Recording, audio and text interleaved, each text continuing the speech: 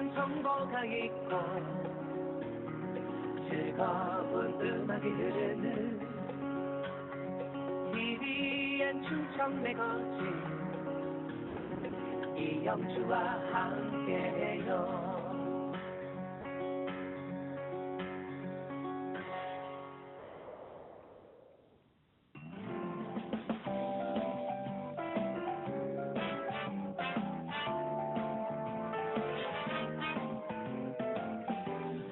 채용에서 퇴직까지 근로자의 모든 법률 문제는 이곳에서 해결해 보시죠.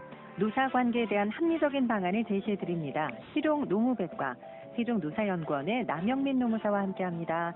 노무사님 안녕하세요. 네, 안녕하세요. 기업사랑 인간존중 세종노사연구원 노무사 남영민입니다. 반갑습니다. 네, 반갑습니다.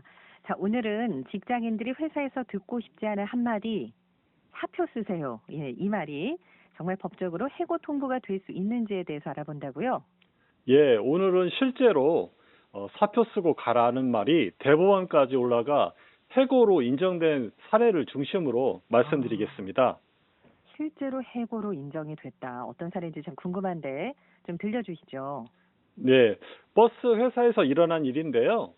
2020년 2월 한 전세버스 회사에서 기사님과 관리팀장이 말다툼이 벌어졌는데요. 예. 기사님이 예정된 출퇴근 버스를 운행하지 않아서 관리팀장이 화가 났던 거죠. 그러다 격한 말이 오갔습니다. 그때 나온 말이 바로 사표 쓰고 가라였군요. 네, 그렇습니다. 관리팀장이 사표 쓰고 가라니까 라고 소리치자 기사님이 되물었습니다. 그럼 지금 해고시키는 거죠? 그러자 팀장은 망설임 없이 그만두라니까 라고 대답했습니다. 글쎄 예정된 출퇴근 버스 운행을 안 해서 이제 화가 나서 그냥 던진 말이 아니었을까라는 생각도 드는데 그런데 그 한마디가 결국 법정 다툼으로 이어졌군요. 네, 맞습니다. 기사님은 회사에서 날 해고했다고 보고 출근을 멈췄고 회사 쪽은 그건 단순한 말다툼이지 해고가 아니다라고 맞섰습니다. 그렇군요. 자, 그렇다면 먼저 하급심, 그러니까 노동위원회하고 법원은 이 사건을 어떻게 봤을까요? 하급심은 기사님의 손을 들어주지 않았습니다. 두 가지 이유였는데요. 첫째로 관리팀장의 발언은 감정적인 말, 즉 우발적인 발언일 뿐이라고 본 겁니다. 화가 나서 순간적으로 한 말이지 정식으로 해고하려는 의사는 아니었다는 거죠. 네. 둘째로 해고 권한이 없었다는 이유였습니다. 관리팀장은 단순한 팀장이었고 회사 대표이사의 승인 없이 그런 말을 했다면 회사 공식 입장으로 볼 수 없다는 판단이었습니다. 그렇군요. 그러니까 말은 좀 거칠게 나갔지만 진짜 해고는 아니다. 이렇게 본 거네요. 네, 맞습니다. 하급심은 감정 싸움에 불과하다라고 정리했습니다. 네. 아니 그런데 대법원은 왜 정반대로 판단했을까요? 네, 이 대법원은 이 사건을 묵시적 해고라고 봤습니다. 묵시적 해고라면은 말로 명확하게 뭐 해고한다 이렇게 하지 않아도 인정된다는 말씀이신 거죠? 네, 맞습니다. 대법원은 이렇게 봤습니다. 사용자의 말과 행동, 그 후에 정황까지 모두 종합해서 근로관계를 끝내려는 의사가 명확하다면 그것은 해고로 본다. 즉, 표현보다 의도가 중요하다는 겁니다. 그러면 이제 대법원이 해고가 맞다라고 보았는데 그 근거가 있었겠죠? 예, 네 가지로 말씀드리겠습니다. 먼저 행동이 있었다는 점입니다. 관리팀장은 단순히 말만 한 게 아니라 버스키를 실제로 회수했습니다. 기사에게 버스키는 곧 일할 도구이자 근로의 상징이거든요. 키를 뺏었다는 건 당신은 더 이상 운전할 수 없다. 즉 일할 기회를 끄는 것입니다. 네. 글쎄 말보다는 행동에서 명확하게 신호를 보였다 이런 설명이시네요. 네, 그렇습니다. 그래서 대법원은 이건 단순한 감정 표현이 아니라 노동을 거부한 확정적 의사표시라고 봤습니다. 둘째로 회사의 침묵입니다. 네. 해고 발언 이후 회사는 3개월 동안 아무 조치도 안 했습니다. 기사님이 출근하지 않았는데도 복귀를 요구하지 않았습니다. 대법원은 이를 사후 승인 추인으로 봤습니다.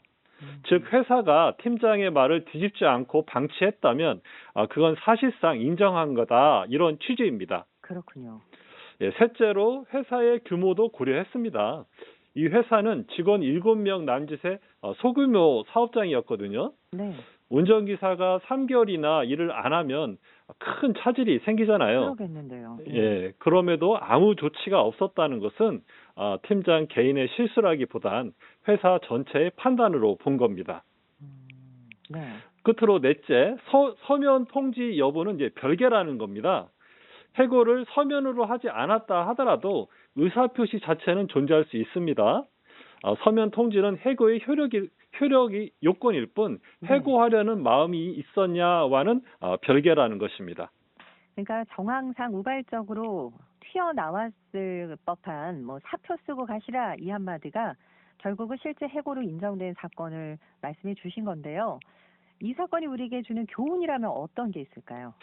네, 세 가지로 정리해 보겠습니다. 첫째로 행동은 말보다 강하다.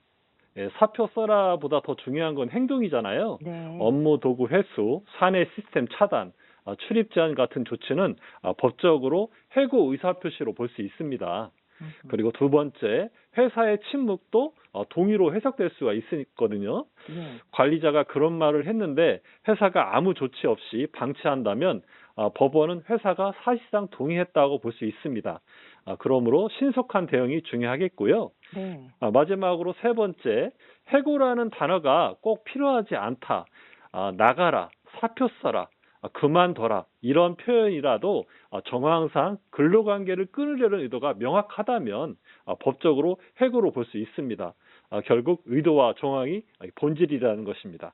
결국은 이제 중요한 건 표현보다 진짜 속에 있는 의도라는 말씀이시네요. 네, 맞습니다. 법원은 이제 단순히 문장만 보는 게 아니라 그 말이 나온 상황, 행동, 그리고 이후의 태도까지 종합해서 판단합니다. 이 네. 판결은 말 한마디가 해고될 수 있다는 걸 보여주는 대표적인 사례거든요. 관리자 입장에서는 절대 감정적으로 해고성 말을 해서는 안 되겠습니다. 네, 또 그렇죠. 반대로 이제 근로자 입장에서도 실제 행동과 정황을 꼼꼼히 기록해 두는 게 좋겠습니다. 네, 정말 말 한마디의 무게가 얼마나 큰지 새삼 또 느끼게 되는데요.